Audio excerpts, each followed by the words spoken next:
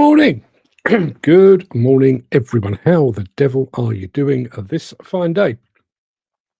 My apologies for my slow start there. I just messing about in the background with my stream deck. I'm going to go back to this, which arrived at 8:31 this morning. Dan Cullen saying, good morning, lovely and cool and wet here. Not stopped since 4:30, now 8:30. It's actually now 10 o'clock, but I'm sure you haven't stopped yet. Morning, Dan. At least no dust. Frankly, I'd rather have the dust than the rain. Maybe that's just me, but I'd rather have the dust. Andy Thornton. Now, yesterday on the show, I promised that I would give Andy Thornton, as a show regular now, his own button on my stream deck.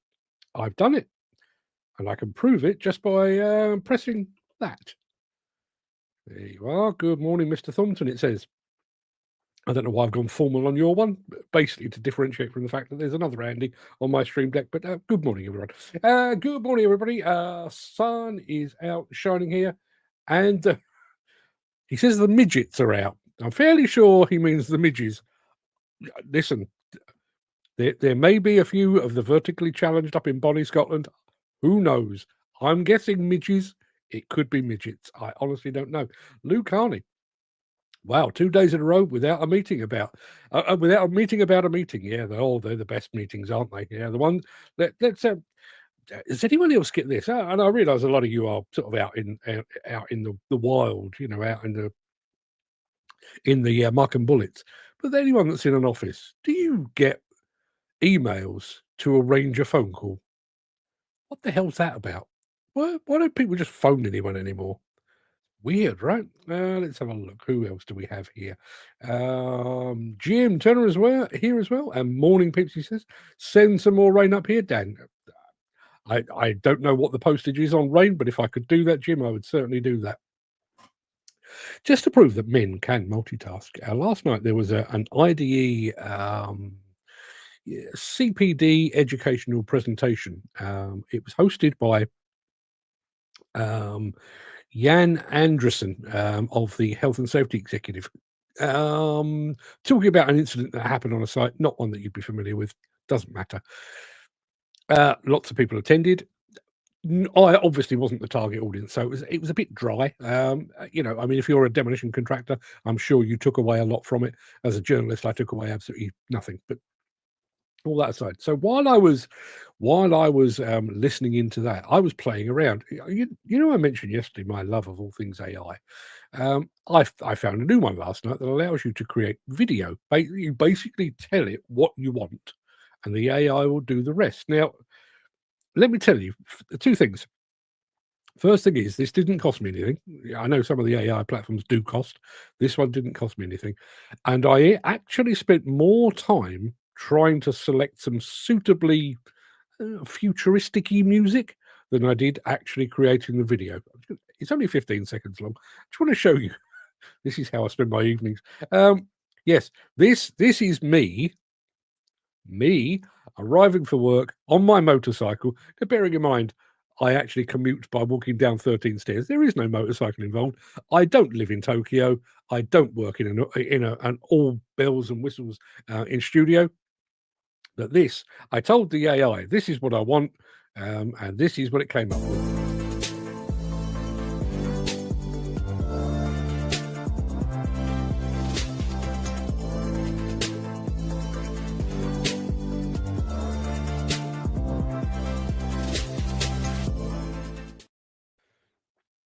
Yeah, pretty cool, right?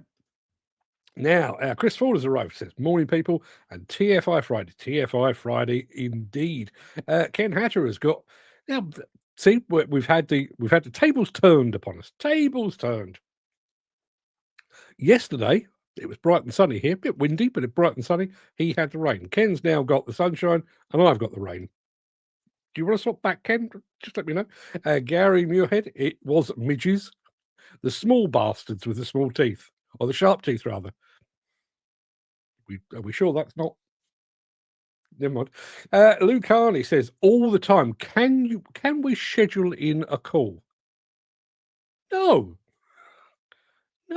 We just phone me. Look, it's here. It's on my desk. Phone me. It's not hard.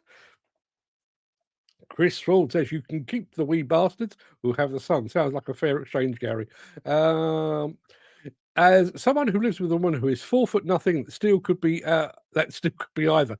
Yeah. Now, Andy, let's have a very quick competition here. I know you're saying 4 foot nothing, and I'm not gonna pry. But just very quickly, how tall is your wife? How tall is your wife? Mine, 4'11".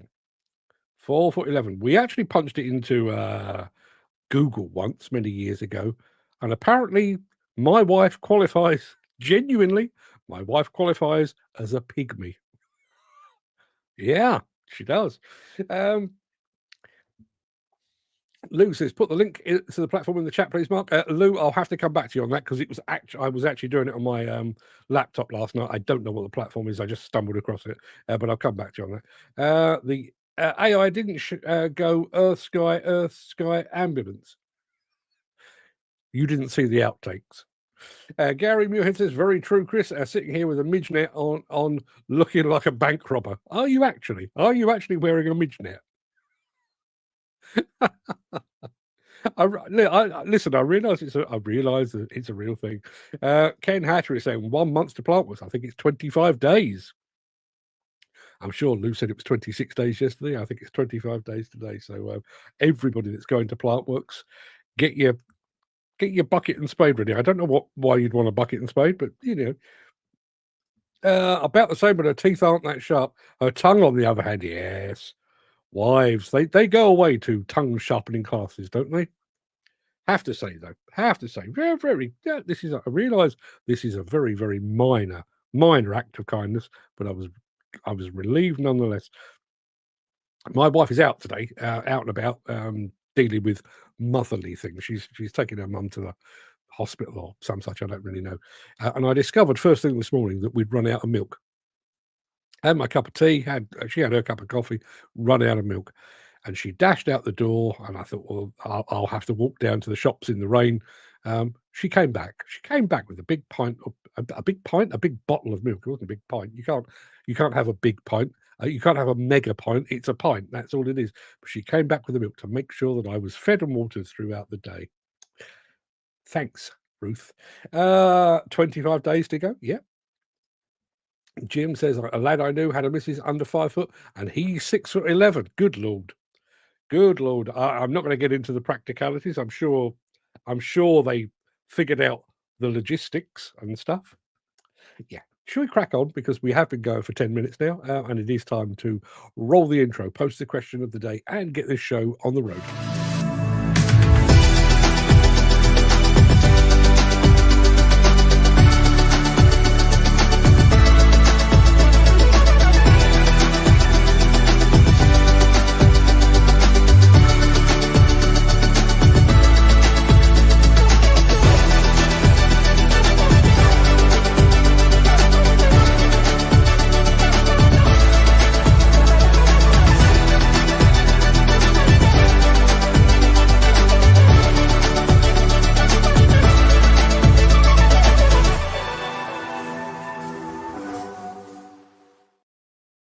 It is Friday, the 29th of August, last show of August. Welcome to the Breakfast Show. I am your host, Mark Anthony, the walrus of demolition and the Lord High Chancellor of live streaming. In today's show, Priestly Demolition goes to them all the way over in Alberta in Canada. We're going to bring you a very quick sneak peek of the Gehl telehandler lineup. Caterpillar is going to school in Miami. And we're doing something a little bit different this time. We don't normally feature vehicles and that kind of thing, but we're going to do it this time. Is this the demolition and construction industry's next favourite off-road vehicle? I'll show that to you a bit later on. Plus, in my morning monologue, the morning monologue is called The Worst It Will Ever Be? With a question mark. Worst it will ever be. Gary Muirhead says, you never know what alleyway this show will take you down. Love it. Yeah. Do you know, I did an interview with somebody a while back talking about being a live streamer. And I have to say, aside from the community that we have, the biggest joy that I get out of this is just those random tangents that we all head off down on a regular basis. No idea where we do the the left or the right turn, but I do love them, I have to say. Our friend Mick has just arrived. Morning all. Hope it's better weather where I'm off to. Yes, I'm sure it will be. Speaking of you, Mick, and speaking of Dan, I'm not sure if Dan is actually back yet, but not tomorrow, obviously, but next Saturday. If you are around, I am free. I checked with the social secretary last night. If anybody fancies a get together in London on Saturday next week, let me know. I am up for it. We'll come back to the question of the day in just a moment, after I've reminded you of exactly what it looks like this.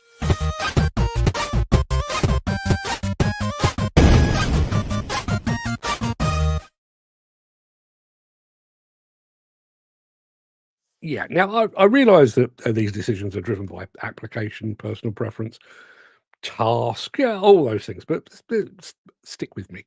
Imagine that you're offered a choice between two machines. The first one is a real bare bones 20-ton class excavator, ultra low spec with only the barest minimum of functionality, like the sort of thing we used to send to African nations or Russia back in the day. The other machine, meanwhile, is a fully tricked out 2-ton mini excavator. It's got every bell, whistle, and gadget you could possibly imagine. It's got GPS, it's got Bluetooth, it's got a lighting package that makes it look like Blackpool illuminations. They're both free of charge, but you can only have one. Which one are you going to choose? Now, personally, I'm going with the 2-tonner. I know I could get more done with a 20-tonner, but if I'm going to be spending, I don't know, 10 plus hours a day in a machine, I want all the home comforts I can possibly get. But what about you? What do we have over in the chat? Ken also is going with the Mini. Andy Thornton says, Mini excavator. Anyone who gave me a 20-tonner needs his bumps. Fair enough. Jim says, if it's free, the one that's worth the most. If it's my money, the base model 20-tonner. You can just tell that he does a bit of farming, can't you? There's always an eye to the purse strings, isn't there? Question of the day, Gary Muir says, it doesn't matter, you get the same money for big buckets as well as small buckets. True enough, but I'm going small. I want a tease made.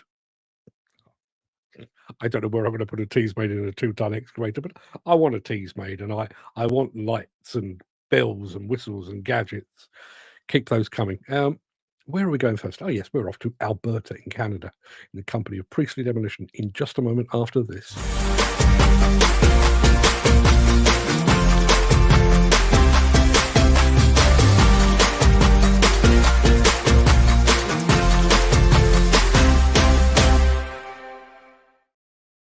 You should never meet your heroes, apparently. I've been admiring Priestley Demolition from afar for a decade or more. Finally bumped into Ryan Priestley, the main man there, while I was in Italy. He was part of the EDA study tour. Turns out, nicest bloke you could wish to meet. I mean, he's Canadian. Of course, he's a nice guy. But yeah, his company does some very, very good work, including this.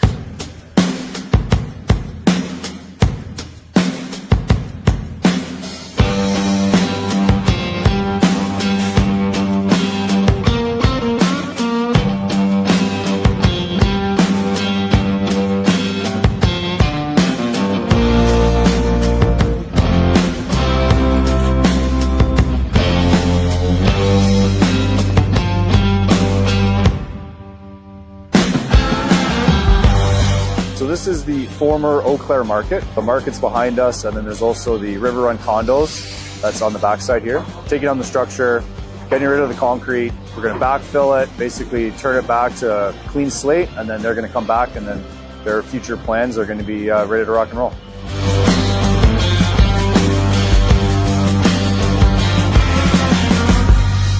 Well, right now, the 1600, he's taking down the roof structure and all of the concrete. We're working our way south through the rest of the building, cleaning up as we go, and then trying to get it on the ground.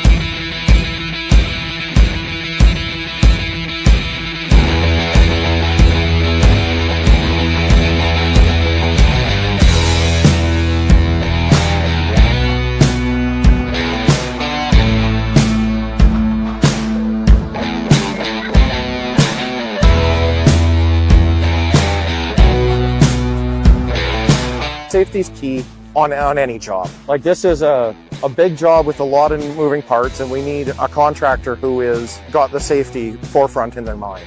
And Priestley's been great with that. There are a lot of machines moving here, and yet you guys seem to do it quite fluidly. So it's good to see.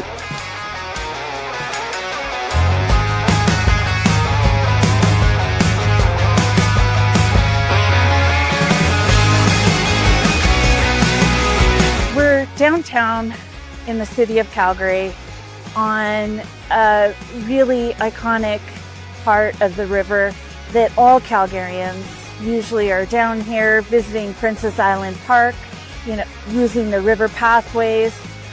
We have commercial businesses, small businesses, condominiums with, Calgarians living all very close in proximity of this project. So for us, it's really important to have a partner who understands our concerns in undertaking a demolition of this nature in such an important part and busy part of our city.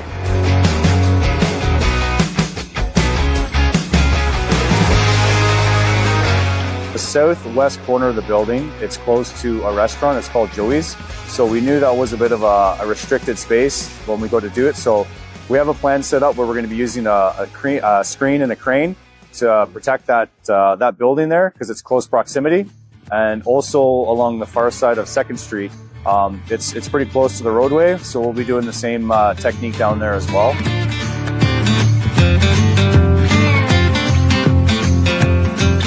All the material that comes out, we sort and separate it. So all of, like, as you can see behind us, there's the concrete and the rebar. We've got our shred pile, we've got our PNS. All of the materials get sorted, and then it all goes to its associated home, where it gets recycled and reused again.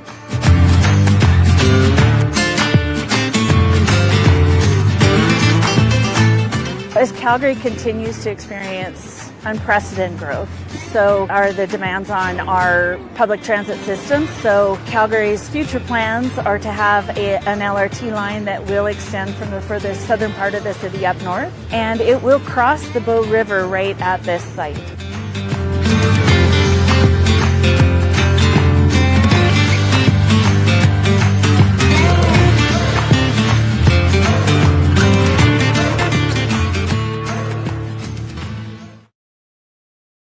People from Calgary are called Calgarians. Sounds like a type of alien you might encounter on Star Trek. Ah, yes. Calgarians off the starboard bow, Captain. Just me? Okay. Let's have a go. Gary Muirhead says, haven't seen much of Fred's amazing production lately. What's he working on just now, or is he too busy on the golf course?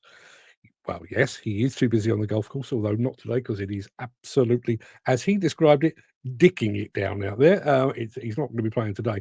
But no, he is. He's kind of working on some stuff behind the scenes. I've obviously got him rebranding the Breakfast Show. Where are we? We are now, well, after today, we're 10 shows away from the big changeover. So he's working on that. The other thing that's taking up a lot of his time is this music video that he shot. I won't bore you with the details, but normally when we go to a site, for example, we'll normally film with 1, 2, sometimes 3 cameras. And maybe we'll stir in a bit of drone for good measure. When we film the music video, 7. And all of that has got to be combined and spliced together. It's taking him forever. So yes, he's kind of out of the picture at the moment, but he is going with me to Kentucky in October. So keep an eye out for that. Mick says, just going through Pratt's Bottom. Oh, look, my traveling companion said that's a strange name. Nearly opened my mouth. It then dawned on her and I kept stum. Going through Pratt's Bottom. Yeah. Obviously, that film from the fine folks at Priestley, a bit longer than our usual fare. The next one is a little bit shorter. It's from Gehl. I'll be back after this. If you are enjoying this episode, please consider supporting the show. You can leave us a tip at buymeacoffee.com/demolition news.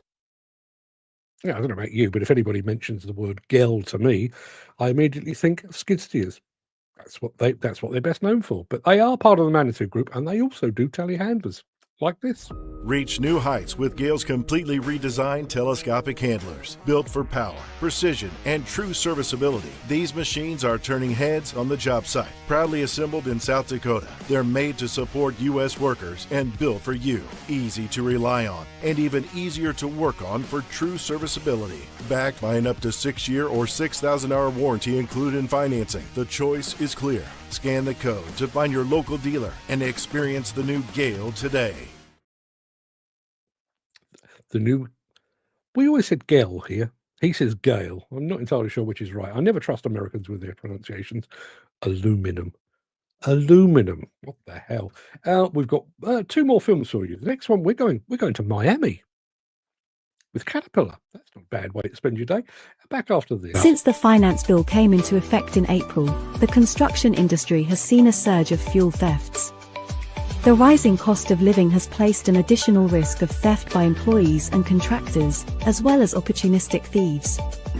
By using diesel dye and placing warnings of its use, you are sending a clear message that this is your fuel.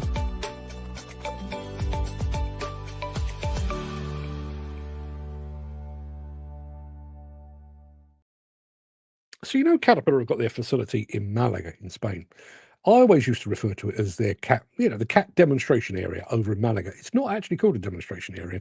It's actually called a training and education center. They've got another one, a new one in Miami. Now, given the choice, I'd probably still go to Malaga because it's fantastic, but I wouldn't mind spending a day or 2 in Miami with the fine folks at CAT.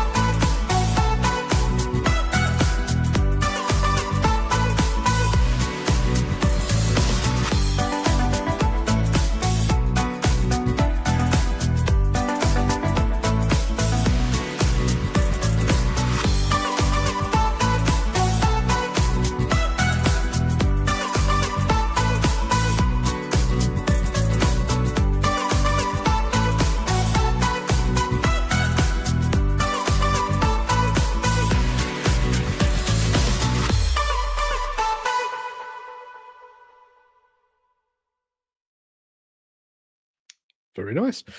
Jim Turner says American is definitely a different language to English, no question about it. But then again, we have so many styles of English here. I wonder if the average septic, that's a septic tank, that's a yank to you and me, has trouble understanding our accents. Yes. Yes, they do. Never really had it in a business setting, because I think you tend to, when you meet Americans in a business setting, they're usually a little more widely traveled, perhaps. But I do remember many, many moons ago, was in New Orleans just before Christmas one year. Went into a bar, ordered 2 beers, a couple of glasses of white wine, and the waitress said, "Excuse me?" And I said, 2 beers, 2 glasses of white wine? Excuse me? I said, 2 beers and 2 glasses of white wine, please. And she said, "I'm sorry, are you speaking English?" Yes, darling, I am. It's you that's not. Mick, he's on his way out the door. Have a great weekend. All defo for 6. Let me know, Mark. Catch you when you're back on Tuesday. Yeah, he's away for a long weekend. Back on Tuesday. Dan has just arrived. Dan, we need to get our heads together for a place to meet on the 6th of September with well, at least with me, you and Mick, but possibly with Nigel Williams as well. Let me know. Let me know where you'd like to meet. Now, we're going to do something a little bit differently this morning, but purely because it's a Friday and I'm feeling a little bit frivolous, and also because I quite like the film. We don't obviously do cars and vehicles on the show, at least usually we don't, but this film I thought was so good, I'm going to make an exception. There was a time, if you were in the market for an off-road vehicle that would be at home on the road as well as on demolition or construction site, there was basically one game in town. You had a Land Rover. Simple as that. Then along came the Toyota Land Cruiser and the Isuzu Trooper. Love the Trooper. All of a sudden, off-road didn't mean bare bones. In fact, those off-road upstarts combined practicality with comfort and a fair degree of luxury. But there's a new name in town. So the question I've got here is, could this be the off-road demolition and construction vehicle of the future? And while this is playing, I'm going to post a supplemental question of the day. So watch the film, watch the chat. It looks like this.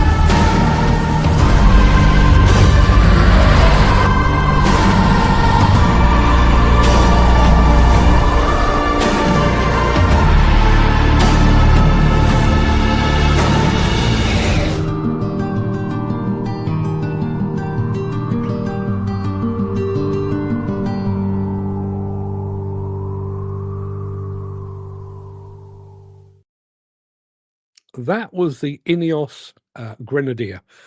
I realise the fact that it was shot in Iceland. I'm fairly sure that was Iceland. I'm sure that makes it look better. But what do you think of the Ineos? And more importantly, money is no object. Somebody else is paying for it. If you had to choose an off-road vehicle, something that would be fine for going down the shops, but also going onto demolition construction sites, quarries, that kind of thing, what would you choose? Now, going back to this, Jim Turner. Well, no, let's go back even further. Dan Cullen says, "Oh, the Trooper." That's exactly my thought. I bought my wife a Trooper many, many years ago. It had some bells and whistles, but I've got to say, it's one of the best cars we've ever owned. Never missed a beat. Was as comfortable as anything, and really imposing on the road. You get those bits, particularly when you're driving around town, where you're not entirely sure, do I give way to the guy coming the other way, or does he give way to me? There was no question about it. The Isuzu Trooper was a trump card. If I'm driving towards you, you're getting out the bloody way. It was an awesome vehicle. Jim Turner, less impressed, says the old 2.8 Trooper was bare bones.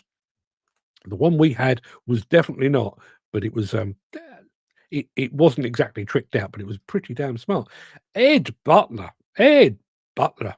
from Welsh Wales. Morning, Ed. Good morning, Mark. It's been too long. It has been too long. How are you doing, Ed? Hope you and the family are fit and well. How's your sidekick? How is Mr. Williamson? Hope he's fit and well as well. How is the weather in Welsh Wales? I think you've got better weather than I have, but let me know. Dan Cullen says the Trooper was a lot better than the Land Cruiser off-road. Not for me. Too much technology in it. Yeah, there is a fine line, isn't there? I mean, the one thing that everybody always used to remark about with the Land Rover, hose it out.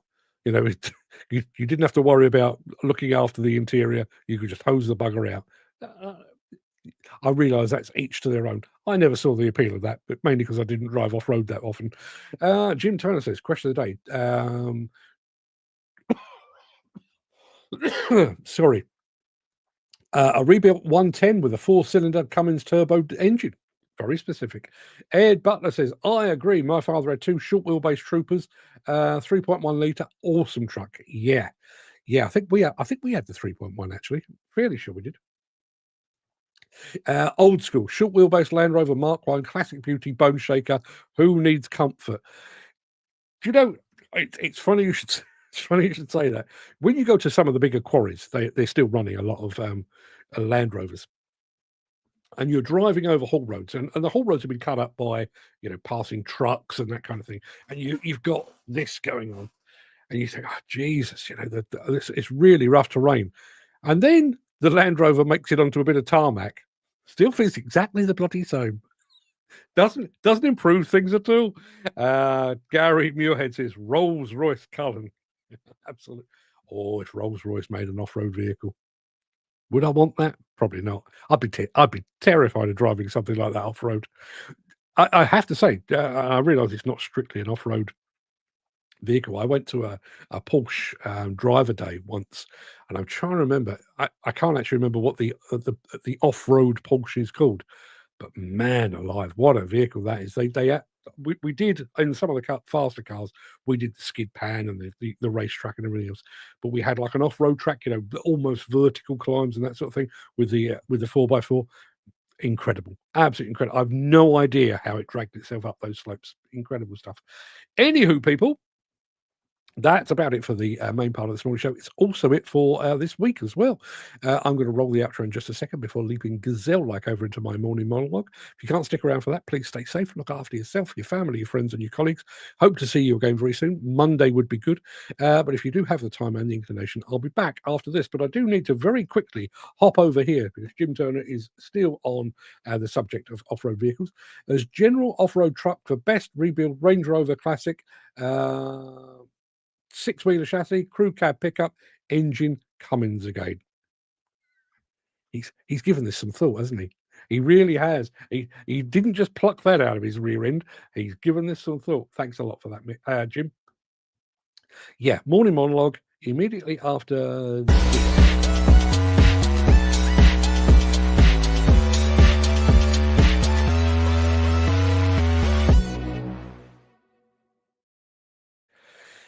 In the written version of this, there is actually like an intro sentence which says, will demolition continue to improve or has the industry's evolution hit a brick wall?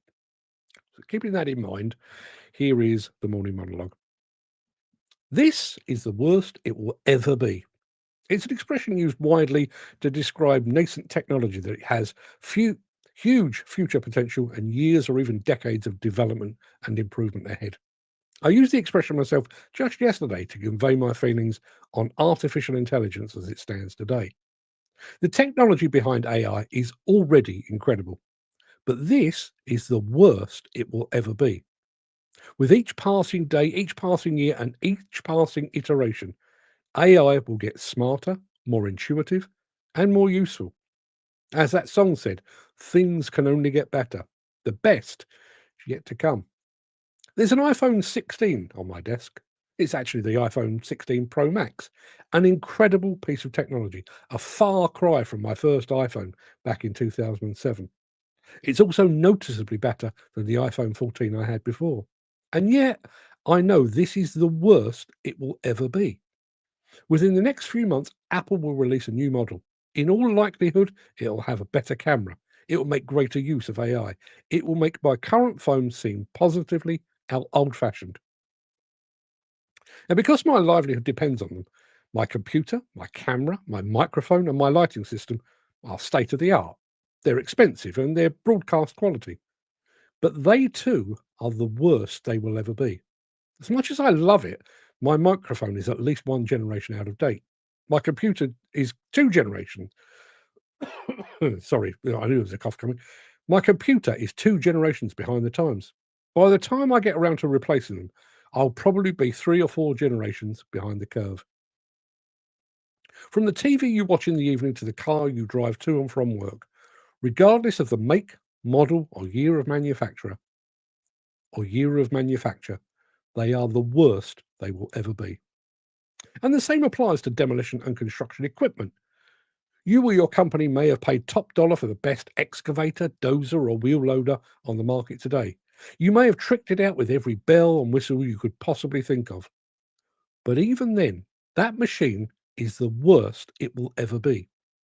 Even while you're still enjoying that new machine smell, there's a research and development team beavering away in a manufacturer's secret skunk work somewhere to make the next iteration of your machine safer, cleaner, more productive, more intuitive, better.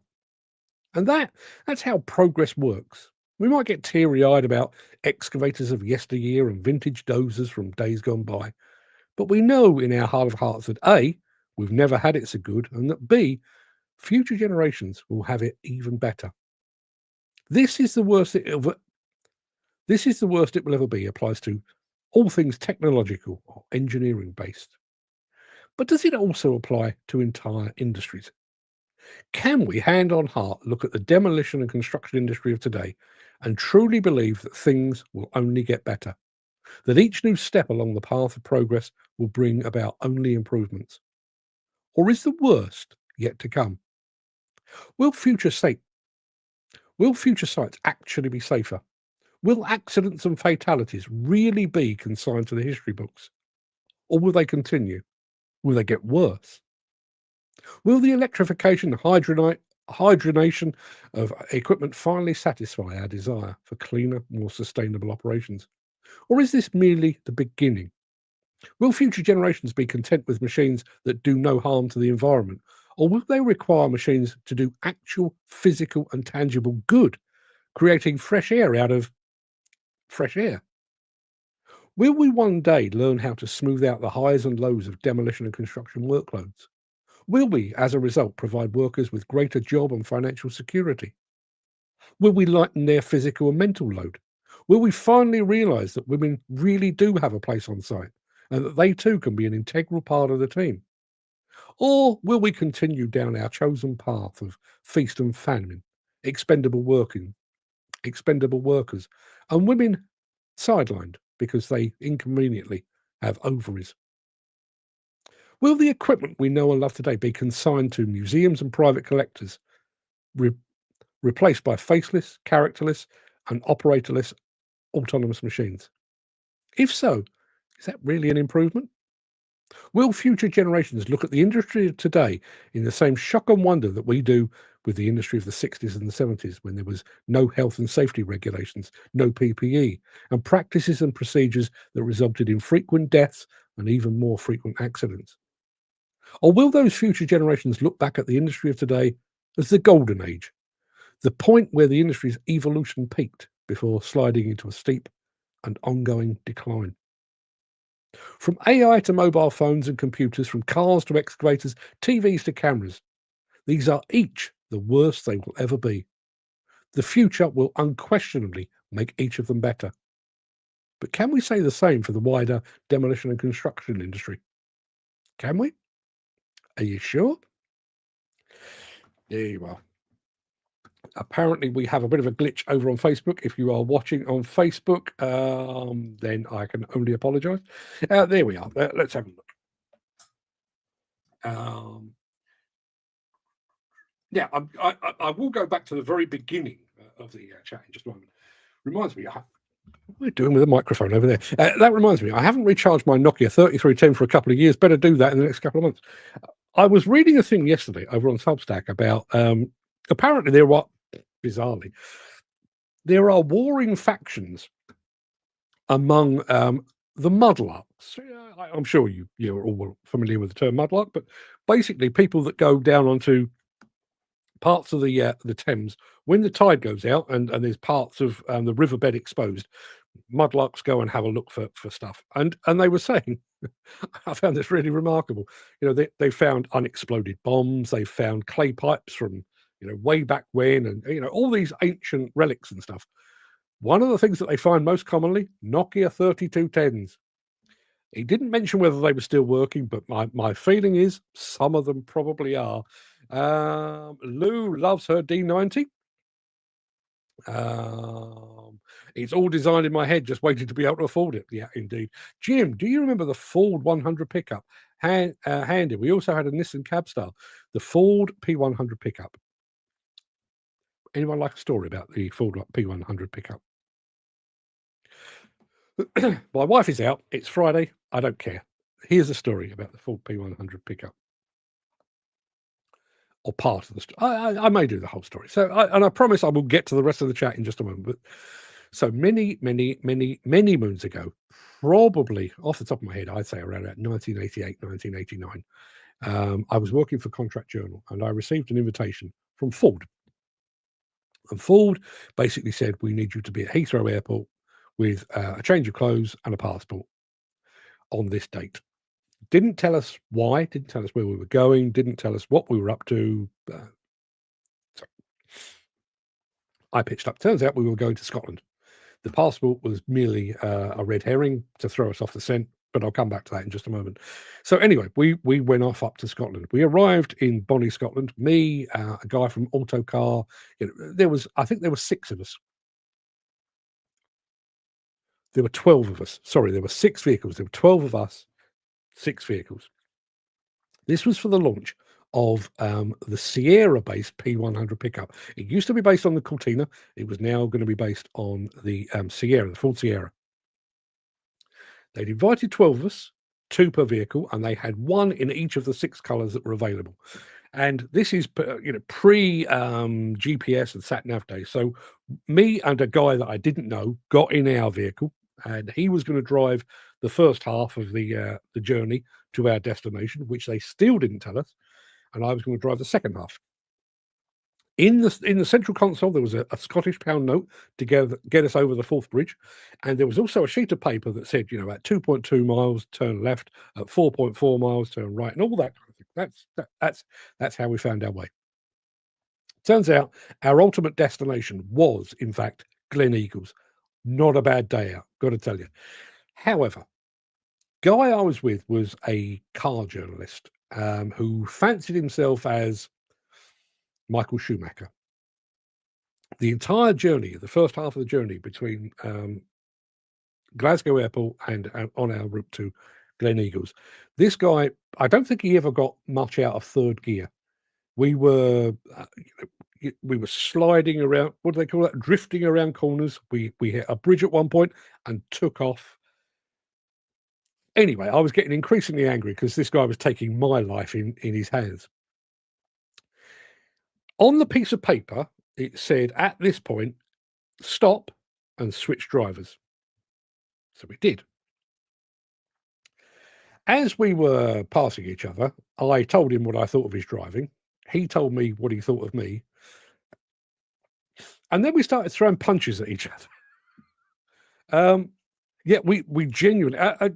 I'd love to say, heroic that I Queensbury rules, and I adopted the pose, and I levelled him with a left hook that he didn't see coming. None of that.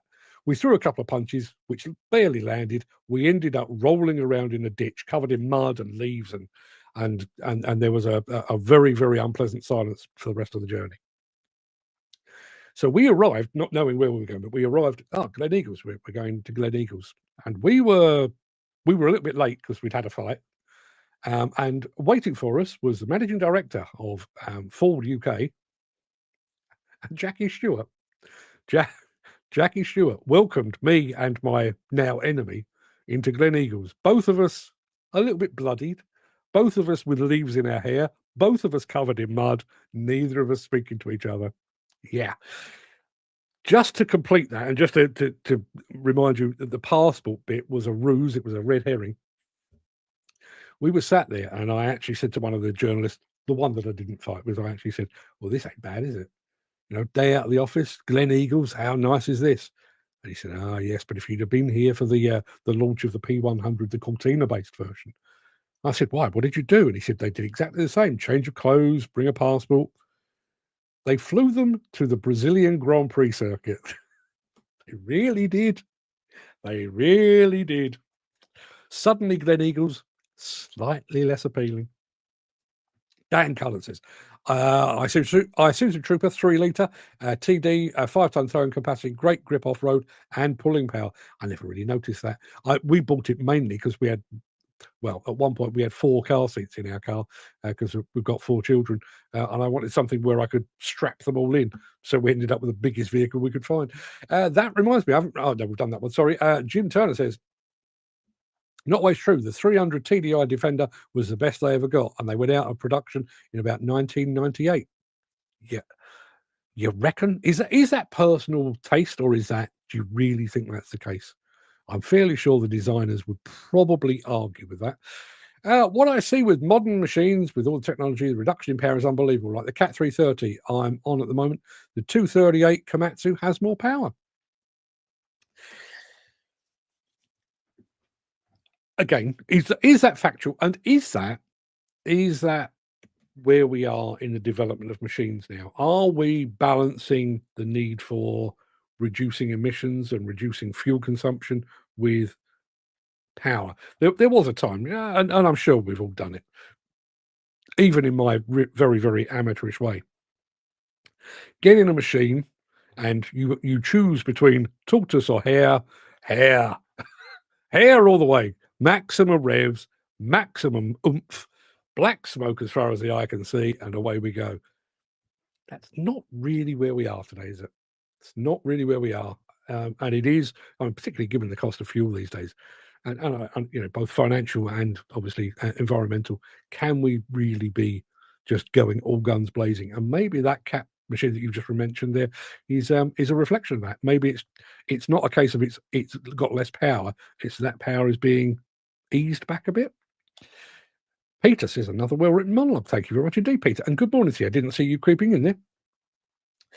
Jim Turner says, yes, the P100 Cortina based, then Sierra. Precisely. I was there for the switchover. Question of the day, Chris Ford was going for the Range Rover. I know it can, but is a Range Rover really an off-road vehicle?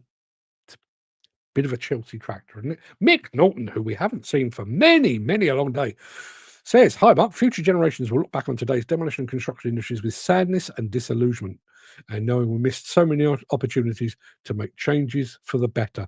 That there belongs on a poster, big, huge, billboard-sized poster that I would like to roll up and send to the NFDC, because I think you're absolutely right. I think you're absolutely right. The opportunities we've had to mend this industry, and every single time, on every single occasion, we have gone, well, we could make a change, but nah. Yeah.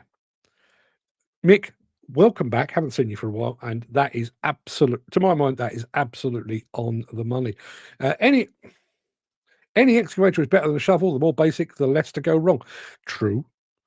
But again, I'm no judge. I can't judge an excavator in the same way that I wouldn't expect you to be able to choose a computer for live streaming. We move in different circles. But if I'm going to be spending 10, 11, 12 hours a day in a machine, I want all mod cons. I want switches and fucking. I want the lot. What does that one do? Oh, look at there's a green button over here. What is that? That'd be me. Always enjoyed Mitsubishi Land Cruisers. Very smart indeed. 300 TDI was the last with mechanical pump. Can be fixed and serviced without being plugged in. No fancy sensors or electronics. Made to last a lifetime. I remember watching a thing. I can't remember if it was a Top Gear or it was something like that, where they were talking about the vehicles for the outback in Australia. Not outback, the back of your house. I mean outback proper. And apparently, because there in many areas there are no roads, there are no petrol stations, there are no mechanics. It's just a lot of fuck all, basically. So for years, the Land Rover was the go-to. If you were driving across the outback, you had a Land Rover. And then you didn't. When the Japanese arrived, the Toyotas and the Mitsubishis and the Isuzus, Land Rover just faded and faded and faded. Completely lost their spot in the outback. Also love my Mitsubishi Shogun, 7 seats of loveliness. The Shogun. One of the jobs that I used to do when I was on Contract Journal was because I didn't have a company car when I first started there. They relented in the end. But they used to give me the opportunity to speak to the car manufacturers, so speak to Ford, Mitsubishi, Toyota, whatever it might be. And I did actually have a Shogun for a week once. That was nice. I also had, and this is not a really tired old joke, but Skoda once. Skoda or Lada? It may have been Lada. Lada made an off-road vehicle that was. Here's a Mitsubishi Shogun. Here's a Land Rover. Here's the larder. It had nothing. I made the mistake of driving up to Haydock for the old CMPE exhibition, and the pedals on it were that stiff that I drove home. This was a manual car. I drove home left-footed because I literally my right foot just couldn't push the pedals anymore. I drove home left-footed. It was that bad. They weren't pleased when I wrote about that. Dan says, "Have a great weekend, guys. Too busy here. Speak later, Mark. Not a problem, Dan. I'll hit you up on WhatsApp, and we'll see if we can figure out a sensible meeting point for next Saturday." Land Rover lost its foothold because the backup service was shit, not because the product was shit. True enough. True enough. Although I do remember what was the one that they did? I'm fairly sure that was a Land Rover, wasn't it? It was the Top Gear special where they went across the Andes, I think. Fairly sure it was. And I remember Jeremy Clarkson saying, so it turns out that the most unreliable car in the world is actually the most reliable car in the world. And on that bombshell, yeah, that's the way it worked out. Took a Citroen 2CV, a deux chevaux, up a hill off-road once. Couldn't believe how plucky it was. I remember my wife coming home. One of her friends had a Fiat 500. There's a hill between where I am sat now and Dorking. It's quite steep, and it goes around a curve. So it's, if you ain't got a lot of power, you are going to struggle. And her mate had a Fiat 500, the old style, not the proper job now, which I think is a really smart car, but an old Fiat 500. And there were 4 of them in it. And to get it up the hill, and I don't know how they thought this was going to affect the physics of it. This thing was screaming, trying to get up this hill. So all 4 of them leaned forward. I don't think it was a matter of aerodynamics. I think it was the engine was that big. Yeah. Remember the Hilux that was on Top Gear and tried everything to kill it, and it still started? I do remember that as well. Yeah. I miss Top Gear. Listen, I love Clarkson's Farm. I like the Grand Tour, but the old, May Clarkson and Hammond Top Gear, BBC, you fucked up. You really did. It was a brilliant show. And listen, who hasn't punched a producer in their lifetime? It happens. Which is probably one of the reasons that I don't have a producer on this show. So I'm just me sat here and talking to myself. By the way, yeah, the hat's back. I know everyone's missed it. I haven't worn this since spring last year. It's a bit wintry, this hat, I think, but it is pouring with rain. I'm not going out, but I thought, oh yeah, let's go with a bit of an autumnal hat today. So a couple of things. We are now, this is show 989, obviously. So after today, there are 10 more shows to go before we do the big switch over to the new look, the Breakfast Show 3.0. Could be 4.0. I know we had a bit of a change around at the 100th show. We had a bit of a change around at 250. Fairly sure we had a bit of a switch up at 500. And we're going to do another switch up at 1,000. Hopefully that will see us through for quite some time to come. So there's that to come. I've also written a piece, which is probably not going to win me any friends or well, it probably make me a few enemies. But I've written a story that's going out first thing on Monday morning, called "The Puppet Master," and it is about the unseen hand of a certain individual that is driving the direction of travel for the UK demolition industry from within the NFDC, and it's not who you think it is. Really isn't. You might want to have a look out for that. They even tied it in the tide. I remember that. Tied it in the tide. Don't remember. Anyway, people, that will do us. That will do us. That is another week. By the time I see you again, which will be on Monday, it will be just let me think, 22 days until Plantworks opens its doors. So get your things ready. Somebody's phoning me, people, so I'm going to love you and leave you, and I shall speak to you very, very soon. All the best.